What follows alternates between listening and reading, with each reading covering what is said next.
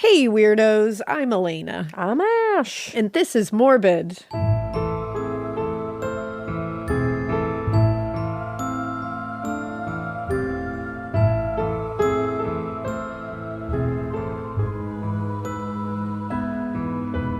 It's Morbid, and today I'm being bullied in the office, everybody. Honestly, I can't even say that's not happening. No, I'm getting actively bullied by not only my sister, but also my employee and friend, Mikey. I burped, and, people burp, okay? And let me just... hold on. She's saying it like she burped. Oh, I just burped once. No, I wasn't finished yet, but you're just still bullying me. No, we always burp a lot in here. It's kind of our thing. And True. Alaina burps all the time, and it literally feels like it sprays blood at people because they feel so sharp coming out of her fucking face. It's like, wah! And you're like, oh my God, duck and cover. Somebody call someone. She's bleeding out of every orifice. And then I burp, and it, they're a little liquidy. I like they're not liquidy like I taste liquid. This is so gross, but it's fine. But they sound a little yuccas. Alaina has told me for all of my life that they sound like the bog of eternal stench. But today, everyone decided to go deeper. It's like an episode of the Vial Files in here. We're going deeper. And Mikey said to me, actually, I feel pity for... My jaw unclicked from the top part, and it's on the floor. Pity? You pity me? No, not you. He pities your burps. Which are part of me. And so I got upset with him, and then he was like, no, let me backtrack, except dig my hole even further. And he said, you know what it is? And I looked at him, and I said, don't fuck it up. Don't dig this hole. And this motherfucker got a power shovel. He said, I used to work in a hospital. What the fuck does that have to do with anything? I sound like a hospital? This is like Mary Cosby telling me that I smell like hospital. So anyway, I'm upset. Here's the thing. You guys didn't think this episode was going to start like that. All of that was correct. It's true. What she says is true. True statement. Thank you. Except... What? She sounds like she's gonna vomit every time she liquidy. burps. But we needed to really describe them. The reason is not like, oh, there's liquid involved. It's like, no, you're gonna throw up, and so we all brace like, she's gonna puke. I'm not every time, and it's scary. Yours are scary. Yours come out of nowhere, and I agree. And sometimes they sound like a shot. Yeah, like a bah. I'm like, ah! Herein lies the difference. I know too. I'm not dispelling that description of my burps. I'm not dispelling it, but it hurts my feelings. You just don't have as many feelings as I do, okay? And the pity I feel is because I love you. I don't want you to feel gross. You're making me feel gross. Get out of here! Scram! Bye. She doesn't want to talk to you! I'm getting fired. Bye. I usually fire Mikey on the rewatcher to listen to that, but today he's fired from every job. All of it.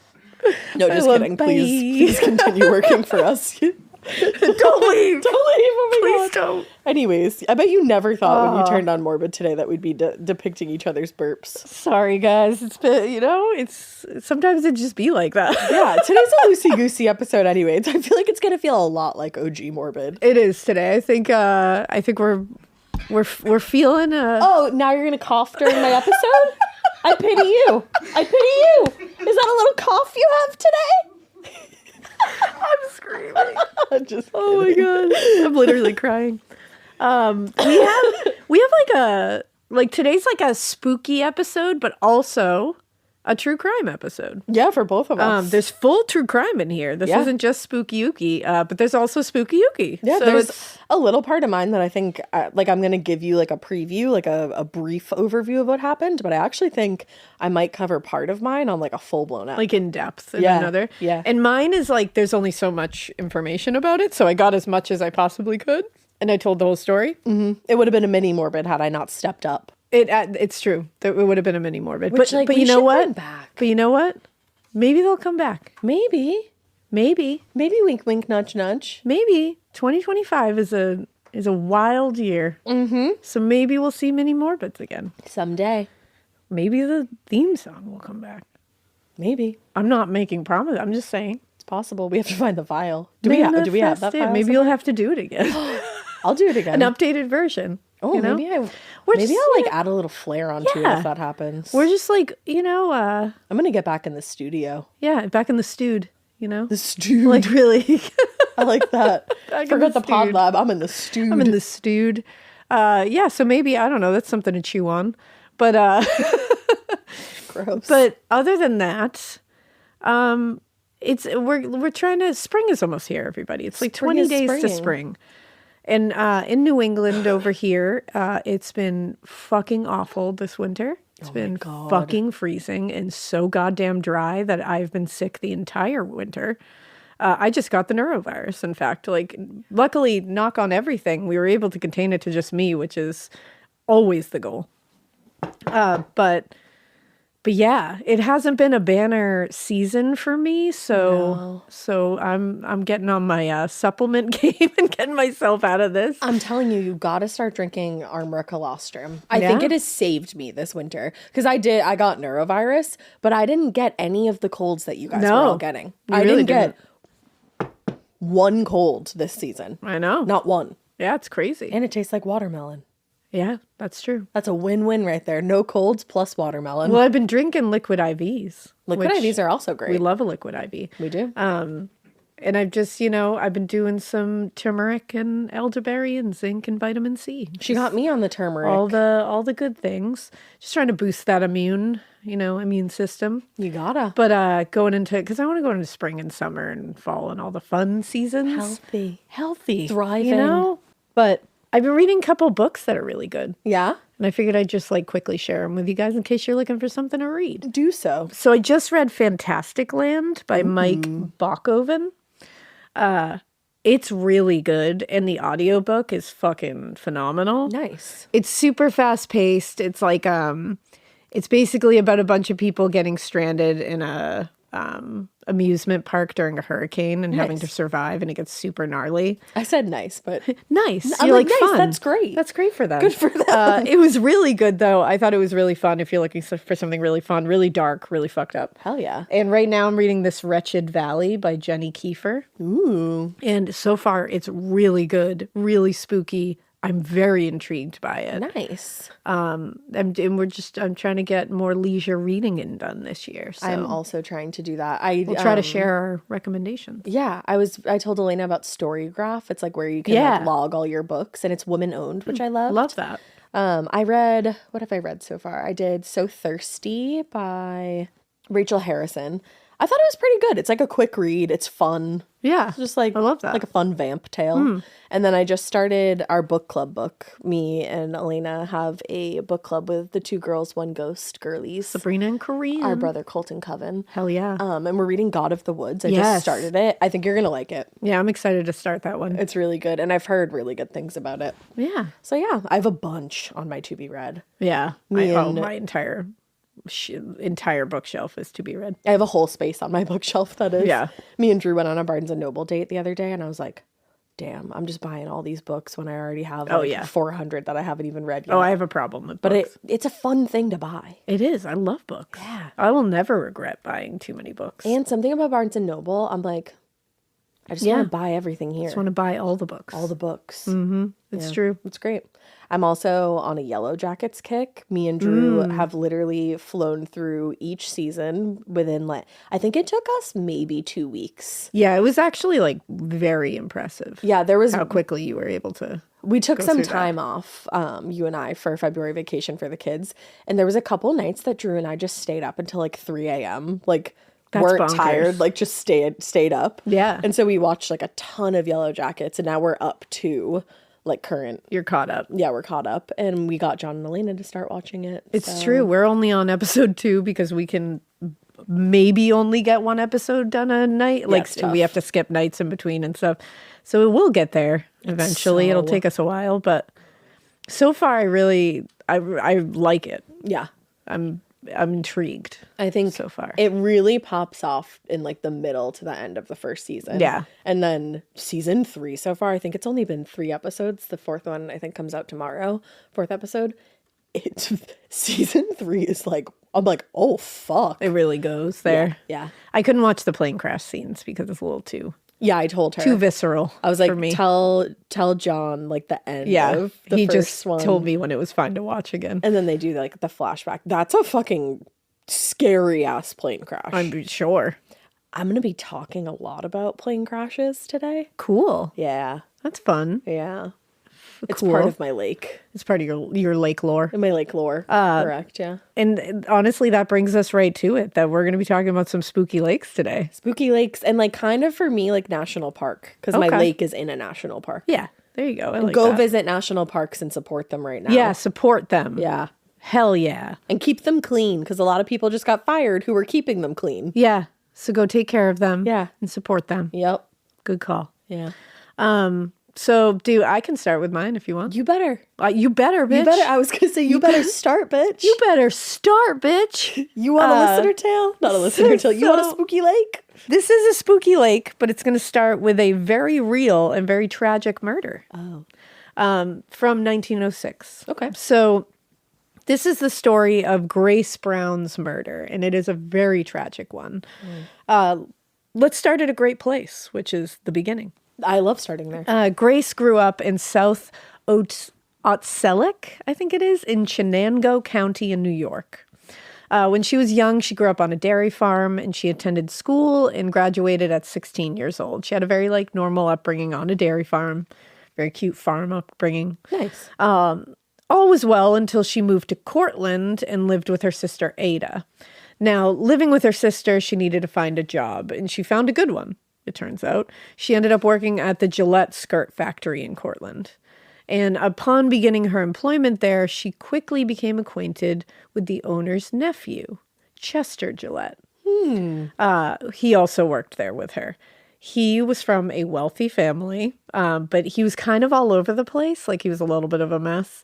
He could never hold down anything steady, and he was kind of just living the high life with no responsibilities. Fun. And he was also very much macking on all the girls there, but he really focused in on Grace.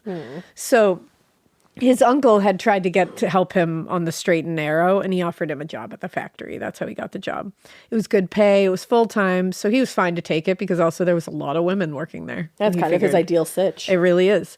And he also probably liked the power he got from being the nephew of the owner. Oh, yeah. It's the Gillette skirt factory, and he's Chester Gillette. And you don't have to do anything probably. Yeah. So it wasn't long before 20-year-old Grace, and she was 19 when they met, but 20 when she died. Okay. She was 20-year-old Grace and 23-year-old Chester began dating. It was a torrid affair, as all workplace affairs tend to be. I love a torrid affair. But it was all secret. Of It course. was all very secret, not just because they worked together, but because she was a dairy farm girl who came from a farm background. He was a wealthy man about town, socialite, who was sought after by every girl in the upper class in the area and every girl in every class in the area.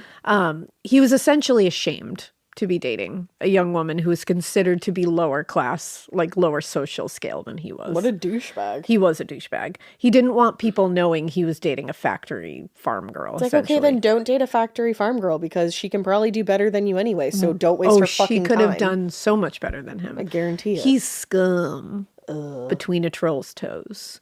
Not only was he keen to keep this thing under wraps, but he was also freely and openly dating and sleeping with other women right in front of Grace. Ew. Grace was not pleased about this and expressed this displeasure often, but he didn't give a shit. He just didn't care how she felt. Great. And it devastated her because I think this was she was young and she had grown up on a farm, this was her first big job. And I think this was the first time she had actually been in a big relationship. Well, and also you think about this vibes here. It's the big hotshot nephew of the owner of the company that you work for takes an interest in you. She must have felt so special. But then he's acting like a dick. Yeah. He also convinced her to be with him unchaperoned, which was scandal at the time. Because he didn't want anyone knowing they were together, so they couldn't have a chaperone. Right. And honestly, this was a big deal. And obviously now you're like, woo. But back then, this risked her entire reputation. Yeah. He did not give a shit that he was putting her entire social reputation at stake here. Because he would have been fine. Yeah, he didn't care at all. He just never took her in public, ever. He would never take her in public. And that's so sad that that's the treatment that she felt she was supposed to be taking at the time. It must have felt so demeaning. Yeah, absolutely. Things got worse, though, near the summer of 1906 when she told Chester she was pregnant. Oh, no. And it was definitely his because she was not seeing anyone else. He panicked, and she was also very anxious simply because it was 1906. It's not like unwed young mothers were treated like magical beings creating life. No. They were treated like whores who were unfit to be in proper society. Yep. Like this, in fact, from what I've all the things that I was reading and seeing about this, it was literally like the amount of women, young women who ended up killing themselves. Oh, yeah. Because they felt it was a better outcome than the social what is it? Ostracization? Yeah, that's why did I totally blanked on how to say the word. It's going from the T to the Z. That's what it is. It's hard. Ostracization. There you go. Good call. Ostracization. Oh, I was kind of saying it wrong. Ostracization. Ostracization. That's hard to say. Yeah. Okay. It was better than being ostracized by society. is what I'm thinking here. I love that you're like, you know what, we're gonna just. I was like, that's hard to say. Different. Anyway. Yeah, so this was like a big deal. It's not great. So she knew she had to hide out. That she couldn't be around everybody.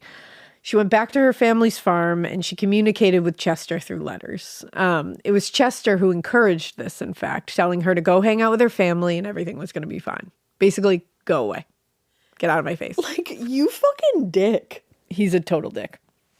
He was very negligent with her feelings, very much still sleeping around and very uninterested in the idea of being a good partner or father. Yeah. But he was also a liar and a very good manipulator. He had to have been. It's that kind of guy. So he had to keep her on a leash a bit because he was a guy who wanted to have his cake and eat it too.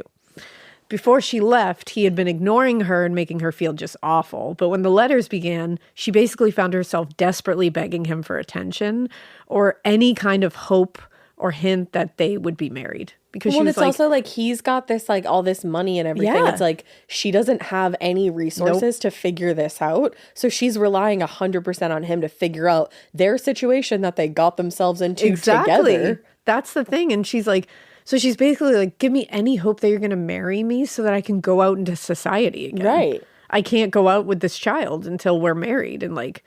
And so, and she started getting the attention that she was looking for. He started telling her, yes, he would marry her and they would have a life together and just wait. It's going to be fine. Like he started promising what he knew she wanted. I feel like that's not going to happen. No. Then one letter changed that. He told her he wanted to whisk her away for a romantic getaway. And she was probably so happy. Oh, yeah. He told her he wanted to take her to the Adirondacks in July. And this felt like the moment that he was going to propose. She thought this was the wedding trip. Either proposing or we're actually getting married. Mm-hmm. And sources say Grace was just over the moon excited. Aww. So they left in July and stopped at the Hotel Glenmore at Big Moose Lake. And they ate at Alta Cliff Cottage. And they checked in with him using an alias. So that's fucking weird. He used the alias Carl Graham, and she used her real name. So that was already. I'm surprised he didn't have her use a fake name. I think he's also a fucking idiot. That's good. As we'll see. So I think that was part of it. According to the Evening Courier, a waitress there named Grace Greenwood said she witnessed them having dinner the evening before Grace was killed. And she said Grace was, quote unquote, hysterical at dinner. Oh. Apparently Chester was trying to console her, trying to tell her you have to eat. And she said she just couldn't. Oh, God. I wonder what happened. Yes. Like what the conversation was. Exactly. Now, the next morning, this waitress saw her again and described her as, quote unquote, depressed. Like she said she looked devastated. You wish that she was just able to like whisk her away. I know. That's like, the come thing. here, girl. We'll get you in a separate room. Now, on the way to the hotel, they took a bus and the driver asked where they wanted to go. And this will just give you another little like insight into like Chester's way of like, it sounds like he was just being a dick. So the driver was like, where do you guys want to go? And Chester just gruffly answered, any old hotel. Oh, nice. Charming. Yeah. Your romantic getaway. And you're That's just like, great. whatever dump you want to bring us to. Because he didn't care. That's so shitty. So the next day, he told Grace he was going to bring her for a romantic picnic and they were going to take a boat ride. Oh, no. Despite her telling him in a letter that she didn't know how to swim. Oh, Yeah. no. They rented a rowboat from a man named Robert Morrison. They got on the boat and he brought them and apparently, like, Robert didn't come on the boat with them. He just rented it to them. But Chester brought them, like, rowed them to the deepest and most isolated part of the lake. She Which was is probably getting more and more scared as this was happening. Exactly. Or even worse could be that she had no idea. Yeah. And just thought he was actually being, like, romantic. Right. And that's apparently the South Bay area is like the deepest point in the lake. Once there, nobody can really tell what exactly went down because it was only the two of them in the middle of the lake. Right. But once there, what did eventually happen was he beat Grace brutally with a horn-handled umbrella and a tennis racket. Jesus. And then threw her in the lake. His and he left her to pregnant die. mistress. Yes. Wow. Yeah.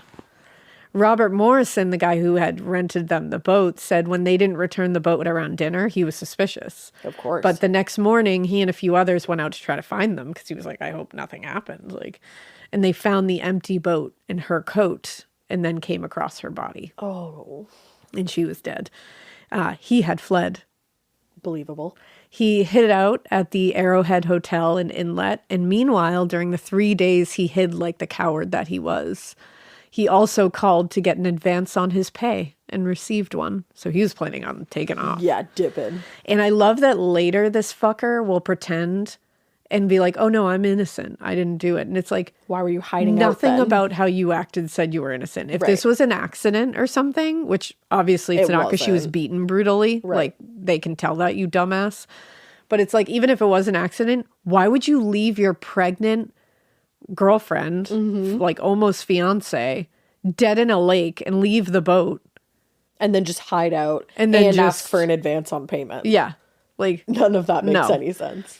now when they came to, because they talked to her family and they were like, oh, she's with this guy. Like, just so immediately they went to find him. And when they did find him, he actually tried to first claim he didn't even know Grace.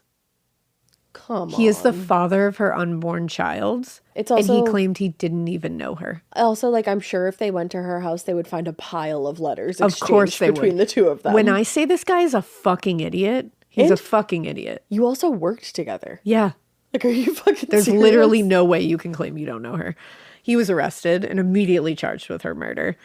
She was covered in bruises and had a good head wound and lacerations to her forehead and her mouth when she was discovered. And she was also discovered to be 4 months pregnant. 4 months. 4 months. So she sat around for 4 months waiting for him just to, like... Thinking he was going to come around. That's so awful. Because That's he was also making her heartbreaking. believe that he was going to come around. Exactly. Yeah. No, that's so sad to think that Yeah. that long went on. Yeah. His claim was that that she killed herself.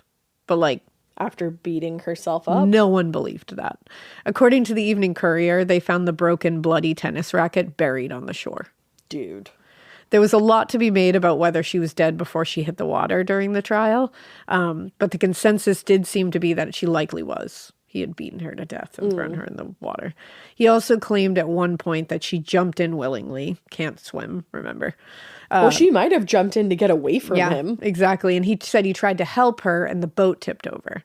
But he arrived at the hotel he hid out at with all dry clothing. Huh. So Imagine that. the trial was bonkers. Everyone was there. He's a big name. Right. I mean, a very wealthy family. Like, this is a well-known bachelor. The media went wild. No one even knew he was dating this woman because they had kept it so kept it under wraps. secret. Never mind that he was the father of her unborn child. And now he was a murderer of her and a child. His own child. On December 5th, 1906, the jury deliberated for 5 hours and found him guilty of first-degree murder. Good. He was sentenced to die in the electric chair. Fantastic. He spent a couple of years at Auburn Correctional Facility and apparently got some spiritual guidance along the way. And sources say he confessed to the murder, to many of them. Yeah, to clear his own conscience. Exactly. He was executed March 30th, 1908. He exhausted all his appeals. He tried to get out of it. I think his mother even wrote a letter to the governor trying to get That's sad. a stay, but she couldn't. That's sad for his mom because he put her in that position. Of course it is. She didn't ask for She's that. a victim too. I'm pretty sure his grave, he was in an unmarked grave, and I'm pretty sure it got paved over by a road. So there's that. And No comment, brother. no comment on that. According to Adirondack.com, the murder of Grace Brown influenced the 1925 Adirondack folk song, The Ballad of Big Moose Lake. Oh. Because that is the lake that she was drowned in. And there's also a 1951 movie, A Place in the Sun, that is based on this story.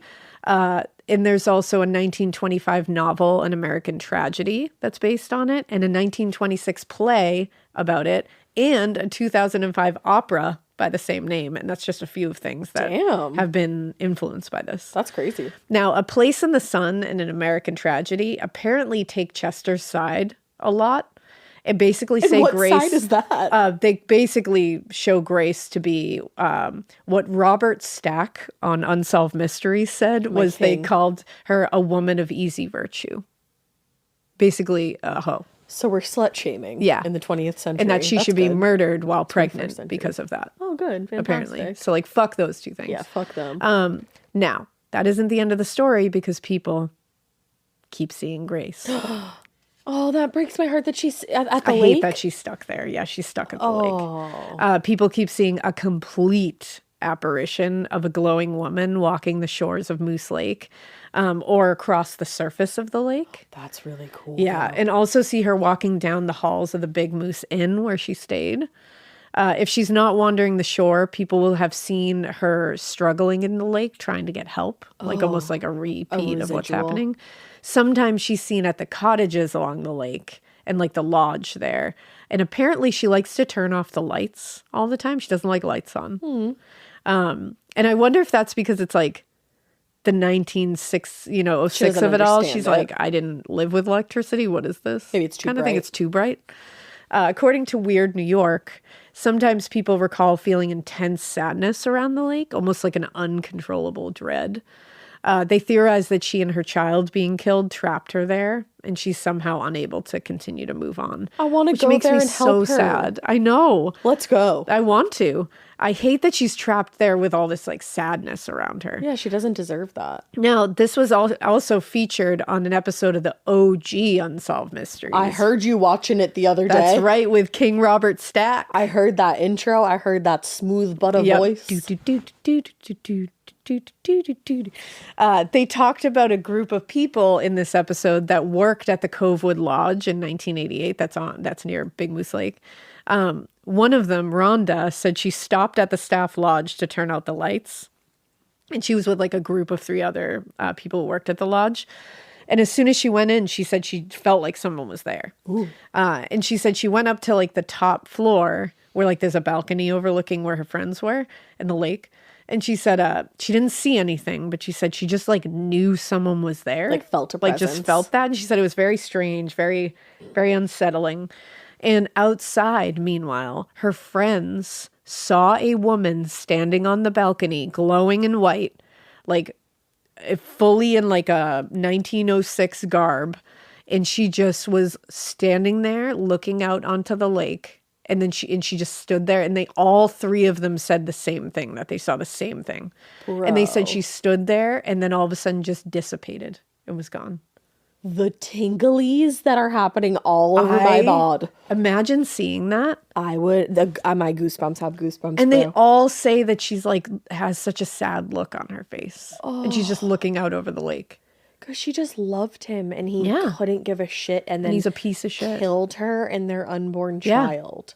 We got to get her out of there. She deserves so much We got to get her out of there. Because she's got to move on to her next life, which is going to be like a million times with better. her bebe. With her bebe. With a man, a better husband. Exactly. And the same episode tells the story of Linda Lee Mackin and her friend Bridget, who vacationed at the lake around the same time. And they had flashlight issues because, like, I really don't think Grace likes this electricity business. Yeah. Like, they were going down to the lake and the flashlight kept dimming and then just shut off. But the batteries were, like, brand new. That would scare the shit out of me. And they said it kept happening. And one night they went down to the lake together, just sitting there. And it was, like, really dark out. And they saw a mist coming close to them, like, over the top of the lake. And they were like, wow, that's so pretty, like, so spooky. And then they said all of a sudden the mist formed into a woman. And they said, who just looked at them, and they literally said it with such extreme sadness. That's all they could get from her. And they said, and actually Linda said she felt extreme, overwhelming sadness herself. Like she was like, it was literally like, I immediately felt just like hopelessness and sadness. And she said it was overwhelming. And then the next day they were in the lodge and they were walking through like the lobby, and there's memorabilia about this, like old newspapers and shit. And there's photos of Grace and Chester. And they said you could have knocked them over with a feather, because they were like, we saw that picture of Grace and we were like, that is the woman that appeared to us last night. Can you imagine having an experience like that jarring? That would blow and that's my fucking mind. Like, and she just appears to you like sad. I'd be like, what can I do to help you? I know. Like, I would not say that in that moment, because I would probably shit my pants. I'm not pretending. Like, I'd be like, what can I do to help you? Like, I'd be so confident, but my shit would not be rocked. Like, I would just be like, what can I do to help you pass through? Into help mode. Like, no, I would not. I'm not claiming that. But looking back on it, you want to be like, fuck, I want to stand in front. Now, if she appears, you want to be like, what can we do to help you? Grace, how can I get you not here? I know. Because I don't want you to be on this lake. It's sad. Oh my God, remember Ghost Whisperer? Yeah, I never watched that. Oh. It was Jennifer Love Hewitt, right? Jennifer Love Hewitt. Yeah, J-Love. She was so helpful. She was such an empath. Good for her, man. That show used to scare the shit out of me as a kid, though. I'm sure you probably shouldn't have been watching it. Yeah, probably not. But I always loved the end, though, because she would help them like find the light and cross over. Yeah, I like that. I know. I want to help Grace find whatever she needs to Grace. find. But that is the story of Grace Brown's tragic murder, and her now at Big Moose Lake, and now her haunting at Big Moose Lake. Mine's a little more wily than that, and a little more all over the place. All right, let's go. All right, we're heading out to Oregon. All right, let's go. I want to say Oregon. Let's go Oregon Trail. We're going to Oregon. I'm going to talk about Crater Lake, which is located inside of Crater Lake National Park, if you can believe it. I can't. It is the deepest lake in the United States. That's really scary, and I don't like that. One of the deepest, actually, in the world. No, I actually hate that. Same. It has an average depth of about 1,500 feet. Shut the fuck up. But that's not even as deep as it goes. That's the average. The deepest parts are said to be close to 2,000 feet deep. Like, just think of everything that would be lurking underneath you as you treaded water. No! I had to say that to you. No! You actually really shouldn't swim in this lake. It's not very allowed, but... Don't do it. There's, like, certain parts where you can. It's not very allowed. I was waiting for that to hit you. It's not very allowed. It's not very allowed. It's not very allowed. There's certain places where you can, but overall, it's too cold and too deep. Like, they don't recommend it. It's way too deep. Don't do that. Yeah. What's that? Insane. It's like fucking cave diving. Don't do that. Well, yeah, don't do that. Do it. No. Well, the formation of this lake is crazy. It formed over 7,700 years ago. Badass. Which is crazy. When Mount Mazama, the volcano, erupted. Now, the eruption was so large and so cray-cray that it weakened the structure of the volcano itself. The volcano emptied its entire magma reservoir, and then it all just collapsed in on itself, and that's what formed where the lake is. That's what happened to me when I had neurovirus. You got rid of your entire magma magma reservoir, and then I collapsed in on myself. Iconic. It's literally, I didn't know how I felt in that moment, and that's exactly the description. Oh wait, just picture that like happening to a landmass. No, that's actually the scariest thing I've ever heard. It literally created a 5 to 6 mile wide caldera, so like just like a crater essentially, which over time got filled with rainwater and like melted snow and shit, and that's Crater Lake. The fact that it is just an exploded volcano that collapsed in on itself. Like a volcano that emptied its entire magma reservoir, which weakened the stability of it, and then it just in on itself. It did in fact and then it's like I just like looking up at a volcano. Yeah, must be unbelievable. Like just the size that would give me like the chilly willies. Just the massive like the structure in front of you, and then to think of that the other way, yeah. And filled with water. Yeah. Like, that is just, like, my mind is, like, bending around that. Well, I'm like, I looked it up because I was like, okay, so, like, could it erupt still? Technically, it could still erupt. Oh, shit. But it wouldn't be, like, a typical volcano eruption, obviously. Yeah, it would be a weird-ass one. Yeah, I don't think anybody really knows exactly what would happen. Oh, my God. Crater Lake is scary, guys. It's so scary. It's so big. It's also surrounded by, like, all this, like mountain area. Yeah. It's beautiful, but it's got a vibe. It is. It's gorgeous, but Yeah. it is. It's a Knowing rough what that terrain. is like, oh. Yeah. So I'm not even going to be able to hit, like, I'm hitting, like, the tip of the iceberg here because so many different things have happened. Yeah. We could honestly probably do a part 2 of Crater Lake. Cool. Let's do it. Because it's got all kinds of crazy stuff going on. There's some kind of water monster that people have reported seeing. Fun. Like, small little tails, but they're fun. I love a Nessie situation. There's paranormal parts of this. Yep. The biggest thing that seems to be related to Crater Lake is disappearing planes. Ooh. And, like disappearing. Oh. Just, like, there and then not. I don't love that. Seemingly inexplicable plane crashes have also taken place all around this area, and unfortunately, there have been murders. Oh, man. Now, some of this haunted/morbid TM activity could have to do with the lake's origin story. So, according to the Klamath tribe, who lived on the land where Crater Lake National Park now stands, but, like, way before it became a national park. Yeah. The god of the underworld, who I believe is Lao. I looked it up. Some pronunciations say Yao, but I saw Lao more often. Okay. So the god of the underworld fell in love with the chief's daughter, and when he couldn't take her back to the underworld as his bride, he promised he was going to do something real big to get back at this tribe. Uh-oh. It's giving Hades and Persephone. Very much. Yes. And that is when the volcano erupted, massively causing the giant caldera. Holy shit. But luckily, the sky spirit, Skell, stepped in to protect the tribe from what was happening and came face to face with Lao in a pretty heated battle. The battle is said to have ended when Skell killed Lao and threw him into the lake. Whoa. According to journalist Sarah Crocker, who I got a lot of information from, she wrote an article for grunge.com. It's called A Look at Crater Lake's Morbid History. Ooh, yeah. Fun. But according to Sarah, Lao's body was eaten by monsters who were living at the time. Oh, it's kind of like the realm of monsters from Moana. Yes, Moana. exactly. Moana. But they left his head untouched. They said, no, I don't want that. So it's just bobbing around the lake. So people believe now, especially the people that belong to this tribe, that Lao still haunts the area and the lake specifically. That is so scary. It's the scariest. And they What said, a fascinating, like, origin story. I love that I origin love story. it. Yeah. They say that they don't think anybody should even look at the lake too long. Wow. Because they believe it will cause, quote, death and lasting sorrow. Holy shit. So deep and creepy and spooky. Damn. So let's flash forward to the spring of 1944 for our first bizarre instance. During World War I, two, I think it's Grumman, TBF torpedo bombers were flying over the lake, most likely running a drill of some kind. There was a military base nearby. Okay.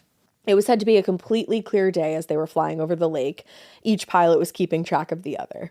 The pilot who survived this drill said suddenly he looked over and just didn't see the plane that was supposed to be flying with him. He like looked below him. He didn't see it like falling out of the sky or anything like that. It was just gone, just disappeared into thin air. What the fuck? Now, there's a lot of mystery surrounding this particular case, but it's a story connected to the case that's been told for decades. Some people even say they saw a plane flying low that day and then disappear around the area of the lake. Really? But not real. There's like never been any names associated with it. It's never been like confirmed or denied to have happened. Yeah. It's just been like very hush hush. And a lot of people think it's so hush hush because the government didn't want to say much about it because we were still actively involved in World War II. I mean, that does make sense. And it wouldn't have been like a great look for a bomber plane to just go Just missing. disappear over a lake. But it's entirely possible that this happened. Yeah. There is also a ton of other military planes that are said to have either crashed into or near Crater Lake throughout the years, or just completely vanished in or around the lake. But there's no actual records to be found. So could be legends based on the lake's history, but could be a hush-hush thing. You know? Now, one plane in February of 1975 that did in fact disappear near Crater Lake wasn't found for 7 years. Holy shit. 7 years. There were 3 people on that plane.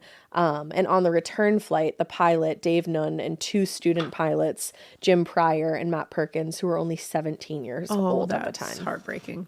So they were on the return flight.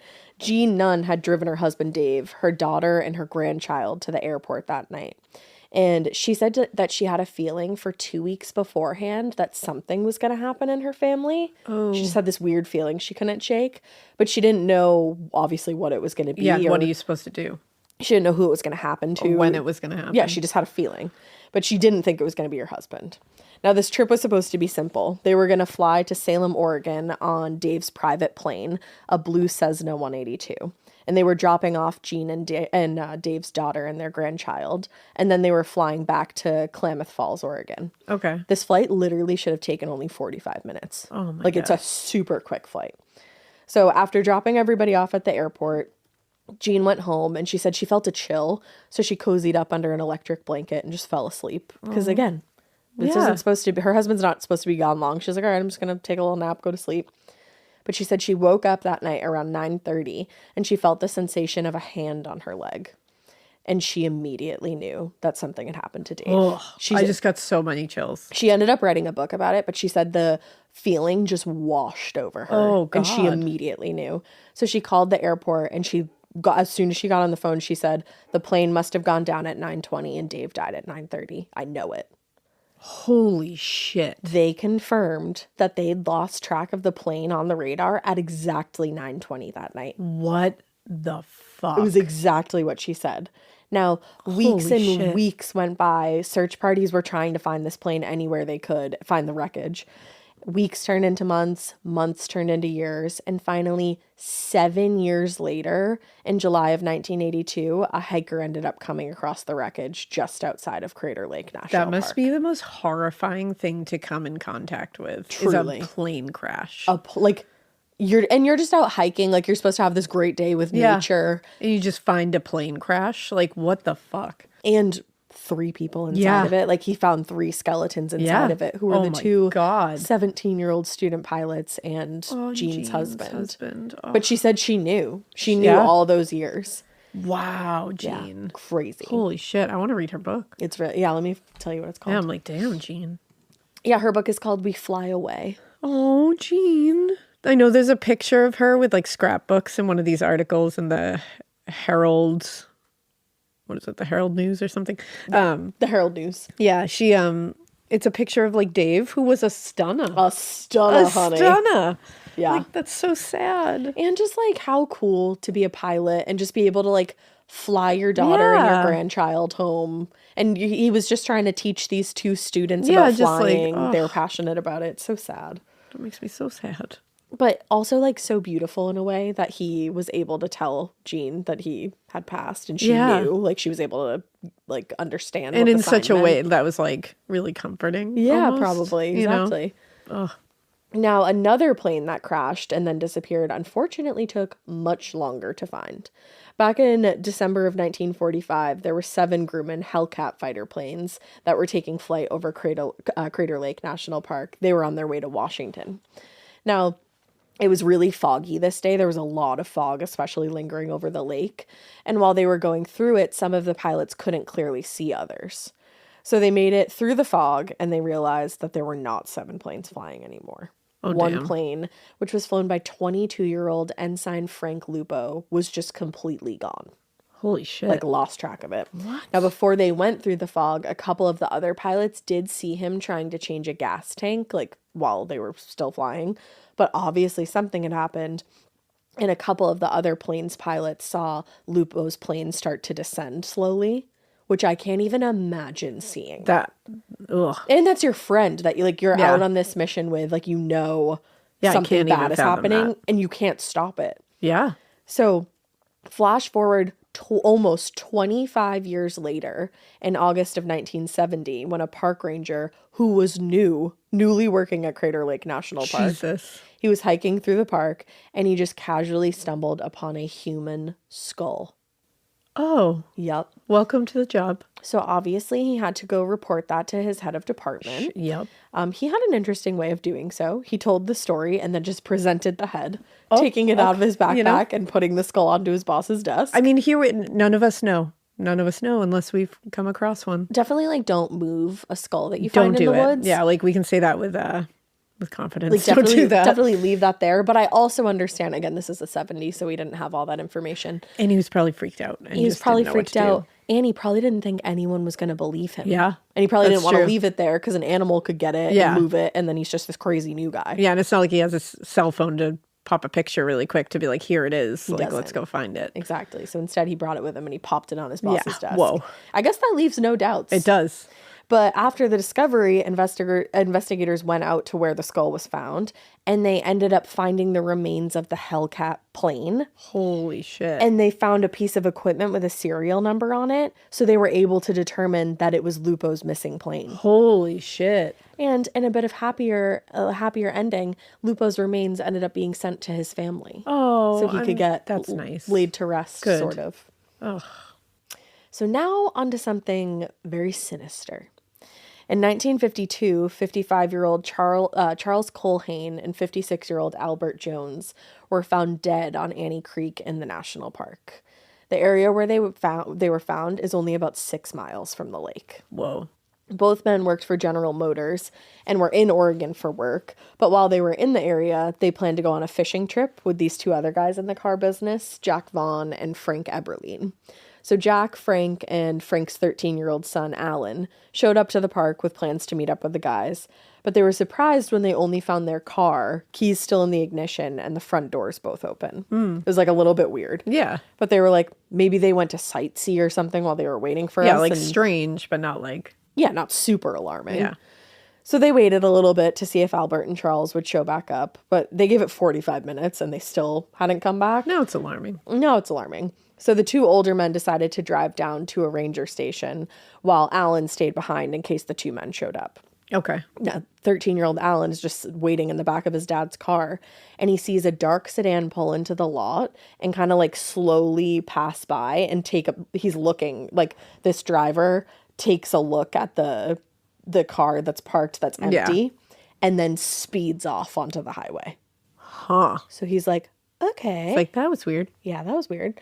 So shortly after that, park rangers made it up that way and started the search for these 2 men. They enlisted trail crews to join the search effort as well. The search went on for a day and a half until finally the 2 men were found. And there's a lot of strange details about how they were found. They had both been shot in the back of the head at such close range that there was gunpowder residue and burn marks around Holy the shit. bullet. So it was execution style. Yeah. They both were shot by a, quote, 7.65 millimeter automatic pistol of foreign manufacture. Okay. Which was weird. And investigators also found 2 brass cartridges on the ground. They were each missing their shoes, but it looked like the shoes were taken after they were killed because their socks were clean. Huh. Albert's shoes were found not too far from the scene, but Charles' shoes are still missing to this day. This case is unsolved. Wow. Though somebody did try to pawn a very similar pair of shoes after the bodies were found. Interesting. They both had also been gagged with their own neckties and part of Charles's undershirt, which is strange because they were both still wearing their dress shirts. So they had to have been like part of the shirt had to have been torn off in like a struggle, or he was redressed at some point. It's very strange. Yeah. And it's like, did they take the shoes off after they were killed, or did they take them off after they got them down on their knees? Right. So they couldn't run. Who knows? Or I don't know. Possibly. Yeah. Maybe that's both why their make socks sense. are clean. Yeah. Now, even stranger, both men's dentures were found in the pockets of their dress shirts. Huh. Like, what? Their wallets were emptied. They both were assumed to be carrying around $300, and that was gone. And lastly, they both were wearing watches previously that were gone now. Shit. So it looked somewhat like a robbery, but like a bizarre one. like an at that. execution murder robbery? Right. Like, so later, an autopsy would show that Albert had a fractured skull, and both men had been hit so hard in their groin areas that they were bruised. oh, God. Yeah, so they put up a fight, and they went through a lot before he died. It definitely seemed like there was more than one killer also to investigators. They were both pretty big guys too, so it was unlikely to investigators that one person alone took them out.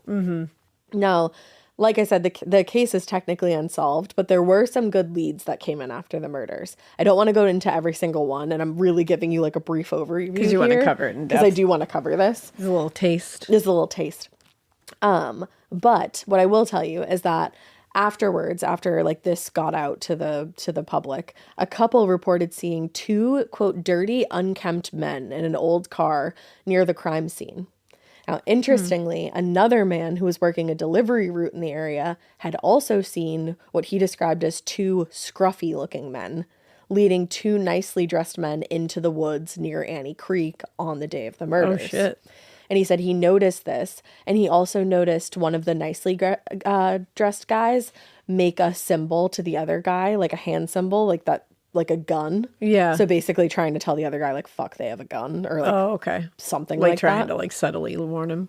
And he said he also saw a black Pontiac coupe parked on the shoulder around the corner from the scene, which, if you remember, Alan saw a dark sedan. Yep. So that's interesting. Now, this driver, was driving again in the area the next day, and he kept running into those same scruffy men that he saw before, and they were clearly making a point to intimidate him, he said.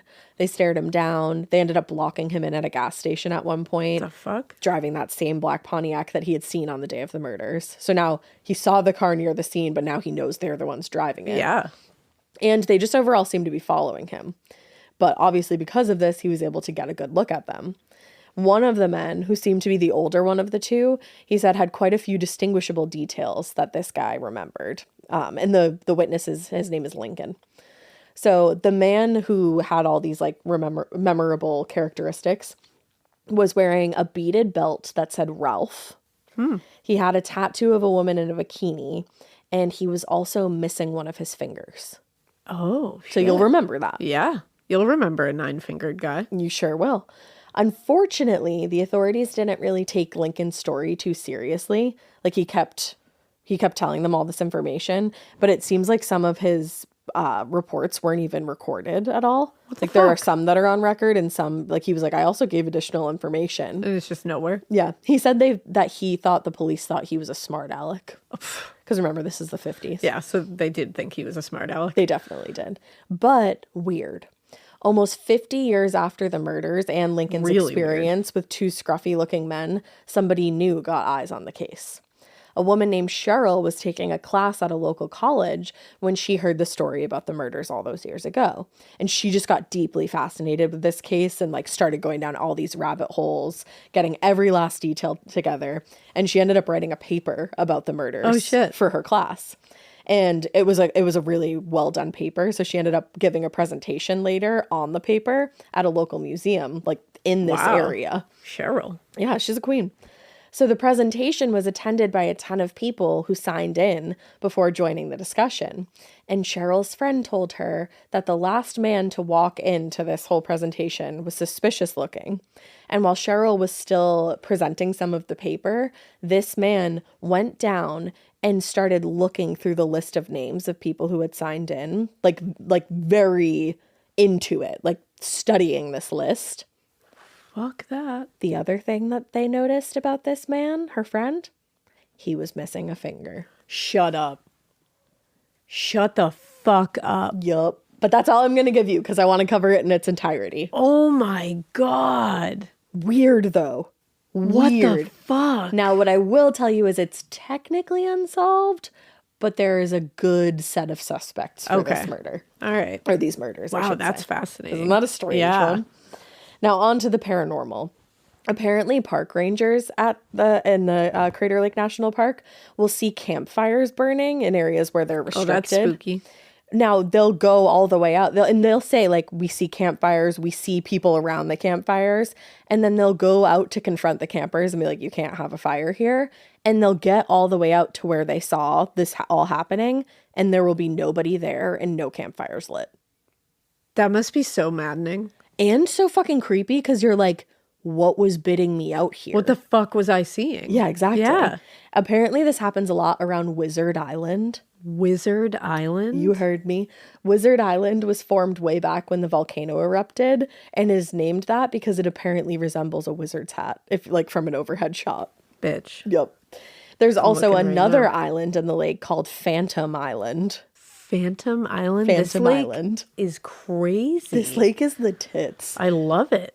Phantom Island is named that because depending on what angle you're looking at it from, you'll see it. And then it's like this weird optical illusion where if you move slightly or like you see it at a different time of day, you'll see the island and then you won't suddenly. Like it like Oh. literally disappears in your That's line of spooky. vision. That's really spooky. And also Wizard Island does look like a wizard's hat. It does. Correct. And that's where a lot of the phantom fires are seen. Oh, shit. Yeah. Now, finally onto the water monster of it all. Yeah, absolutely. There have been at least 2 sightings of the monster. The monster. The monster... What is the I was going to say the water Monster monster. The monster monster.